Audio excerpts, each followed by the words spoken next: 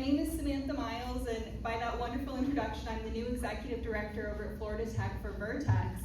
And on a personal level, I joined, even though I was born in Melbourne, we left when I was like 6 months old, so I haven't really grown up in the area. And this is very cheesy for me to say, but from the moment that I did my interview at Florida Tech, all of the universe's signs perfectly lined up to tell me you are going to the right place, you are headed in the right direction. And from the moment I've arrived, I have received such a warm welcome, not only from my colleagues at Florida Tech, but from the community. And one of the most wonderful warm welcomes was from the Chamber and Scotty and Nancy. And so I just want to really give my gratitude for being a part of this community now and being here to speak to you all today. So with that, let me tell you a little bit more about Vertex. So I want to ask you all a question. You can just kind of let me know by a raise of hands. If I was to ask you, I want you to name the most innovative cities in the United States, would Palm Bay come up on that list? Yes. Rob says yes. I see a couple of yeses. Okay, that's it. All right, that's interesting to hear, and I want to talk a little bit more about that. So my next question is, if the answer is no, you said no, we currently aren't one of those things. Well, I think that if you talk to different community leaders, if you were at the EDC event where they were talking about what's next in the Space Coast, innovation and becoming an innovation hub is very high on a lot of people's agenda. And so the question that I have is, do we have what it takes as a community to get there? And so I want to share with you this kind of visual overview of what it takes to have a thriving innovation ecosystem. And there's lots of different models. If you Google this, you'll see different models that have been created. What's interesting is that every innovation hub has its own unique footprint. And the Space Coast is very unique in its demographics and in its strengths, and we're going to talk about that in just a minute.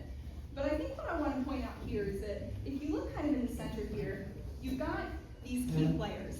And it's really important to have that diversity of key players, whether it's our industry partners, VC and investor groups, because we've got to have money, community organizations like Scotty, like the Palm Bay Chamber, like Career Source, all of those folks, higher ed and research, local and state government, and of course, professional organizations. Everybody's got to be in the mix, and everybody's got to be contributing. And around the outside here are what I would kind of categorize as pillars. These are the foundations that have to occur. And maybe they're not as tangible as the key players, but they are equally important. And so one of those is culture and mindset. And when we say culture and mindset, it has to be forward-thinking and it has to be open to new things, right? You can't be innovative. And there's lots of communities that have wonderful strengths, but they go, we're good the way we are.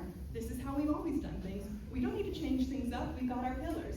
So it's really important to have that mindset of being open. The next piece is you've got to have the infrastructure and you've got to have the resources. There have to be physical and tangible things in that community that support these kind of activities. Next is around funding and investment. If we don't have money, we're not going anywhere with it. Policy and market access. So of course, policy is self-explanatory. You've got to have business-friendly practices. But market access, a lot of communities, they never even have this chance because they don't have either access to resources. So when we think about supply chains, you've got to be able to access different technologies, different pieces in order to feed that innovation ecosystem. And of course, you've got to have people. And that comes both in the forms of talent, but also in terms of education. So you can upgrade skill sets, so you can meet changing market needs, and so you can continue to feed this big giant animal. And then of course, and I've left this for last, but I think it's most important, it is the collaboration piece. And what my key takeaway here from this slide is that you can see a lot of different elements are a part of this ecosystem. And there's a reason for that. The goals of being an innovation hub are big, audacious goals. And not one entity can ever accomplish it. And so it takes all of these key players contributing, complementing each other, and most importantly, collaborating if we are ever going to achieve what we've set out to. So let's talk a little bit about some of the strengths of Greater Palm Bay. Because I would argue that already we are an exceptionally innovative community, especially when you compare to a lot of other places across the United States and around the world. but we are positioned to be so much more. I really feel this tangible excitement. Of course, I'm new, so take it with a grain of salt, right? Anytime you come into a community, you're excited and you're ready to go. But I think that I'm justified in feeling this way, because everywhere I've gone, and I'll kind of start here at this corner, which is, I feel like the time is now when we talk about the greater Palm Bay area and when we talk about the Space Coast. We have this wonderful legacy, this history of NASA and DoD and all of these big prime contractors located in this place, but right now, everyone is really ready to take things to the next level, and so I feel like there's this palpable energy and this collaboration that you can feel across all different industries and all different people who are here. So in addition to the time being great now, we have this incredibly supportive business environment, and you can see that by the people that are in this room, not only in terms of our local government, like the city of Palm Bay, which works really hard on economic development. You know, I've had the pleasure of working with some of the colleagues at the city, and they said to me, Sam, we want our citizens to have job opportunities and we want them to make more money. And when you have government that puts that at their forefront, you're already on the leading edge. And then our elected officials understand the importance of economic development, and you're seeing that reflected not only in the policy, but also in a lot of federal funding opportunities and state funding opportunities that are coming up. So part of my job is that I'm constantly on the lookout for how can we bring more financial investment into what we're doing, and there's a lot of great opportunities coming up, not to mention the CHIPS Act. So by show of hands, were you guys aware of the semiconductor summit that happened at L3 Harris last week? I'm seeing a few nods and a few no's.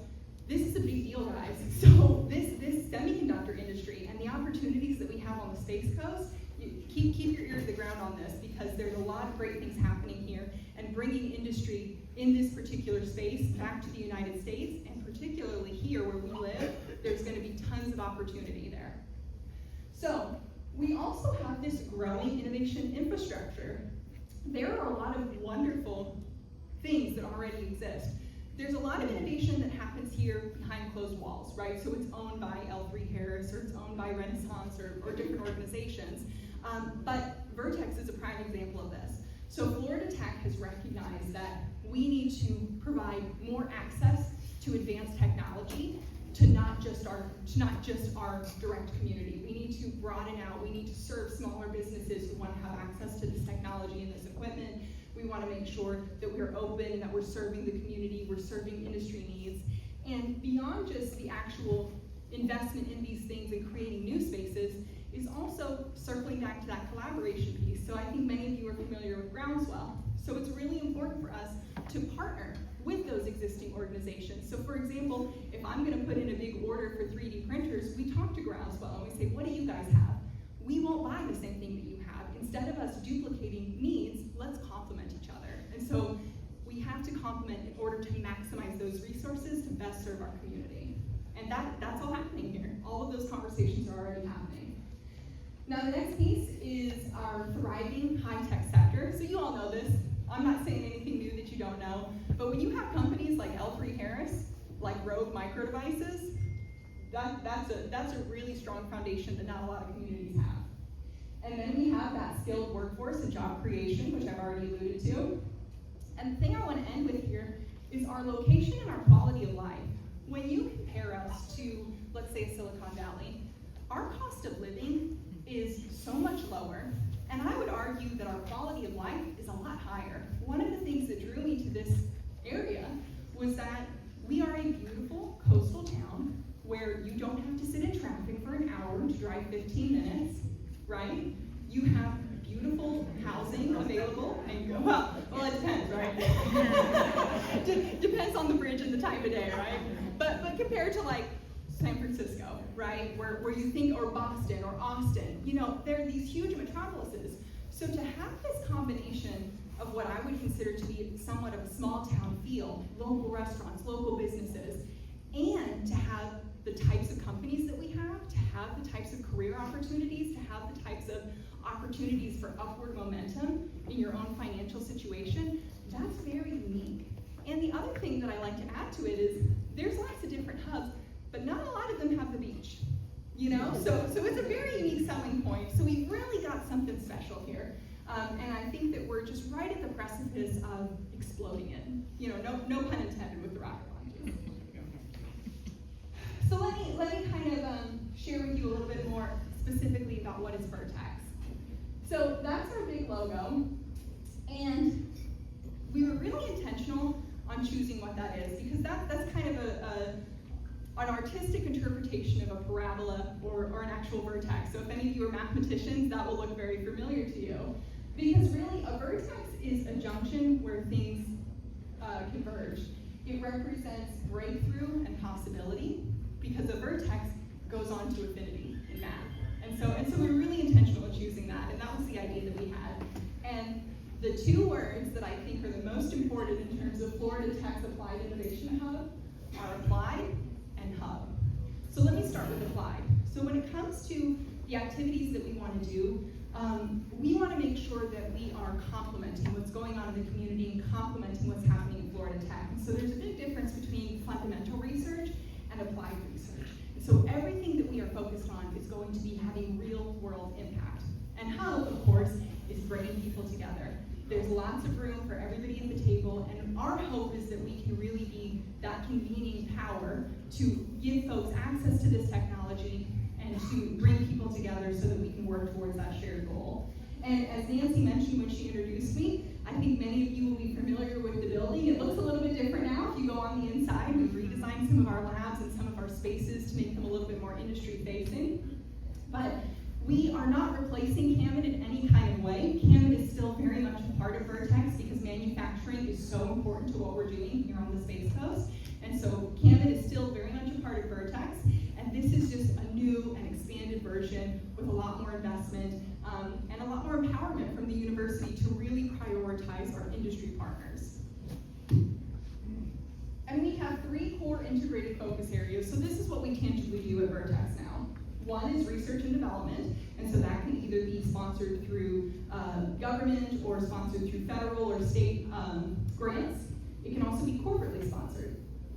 Business acceleration, so that's really helping those businesses that are going to benefit from our technology and helping them get to the next level. And then workforce development. And when I say workforce development, what I really mean are micro-credentials. So not the type of workforce development that's happening at Eastern Florida State College, or not the kind of workforce development that's happening at Florida Tech's main campus. We're talking about those short courses that are really skills-based, that industry has come to me and they say, Sam, I've got 50 guys who are working in this department, and I need them to have this specific skill set so that they can better integrate with our digital engineers. That's the type of stuff we're talking about. And I want to share an interesting fact that I heard at that semiconductor conference. So we were talking about this industry of semiconductors, and they said, on average, for every 1 engineer, we need 15 technicians. So when you think, right? I've seen some nods. So there's room for everybody at the table, and there's lots of opportunities to be shared. And very practically, I wanted to share this with you because this chart really shows X marks the spot. So when I came into this role, I said, okay, what are our assets, and what does the market need, and where can we serve it? And so anywhere you see those intersections, so up top are our big industries that we want to serve here in the region. Those red boxes indicate different sub-markets that specifically have technology applications. And this box here, this is probably my favorite box because this is our through line. So these are the thematic units, these are the buzzwords. So if you hear any of these things and you see an opportunity, send me an email. Okay, because this is the kind of stuff that we're going to be really doubling down on and focusing over the course of the next couple of years. And how can Vertex support you as local businesses and entrepreneurs? So there's 6 kind of key ways, very tangibly, these are the pathways for you to engage with us. First is to become a business in residence, and here we have room for about 3 more businesses in residence. Spaces are filling up fast, so if you or anybody you know is a business that can really benefit from that Florida Tech equipment or technology or our network, please send them my way. We're definitely doing quality over quantity when it comes to our businesses in residence.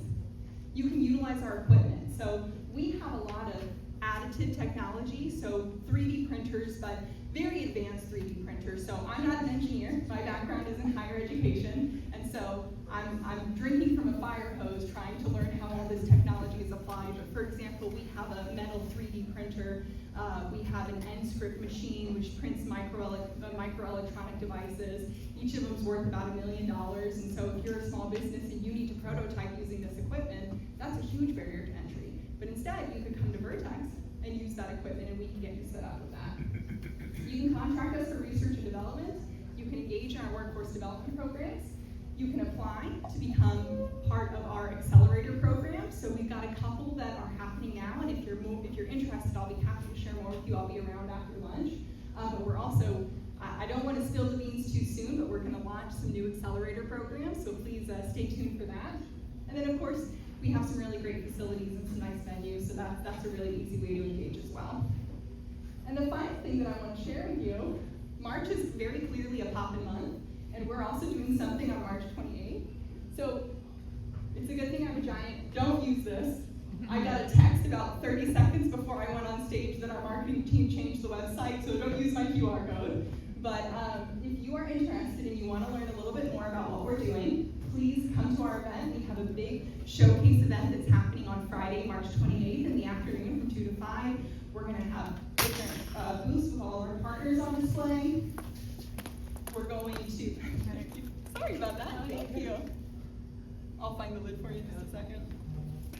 We're going to have food trucks, and we're going to have free workshops. So I think the workshops are really exciting. Our partners from the Space Coast DC are going to talk about what's next for the Space Coast. We've got CEO Nexus talking about, thank you so much, about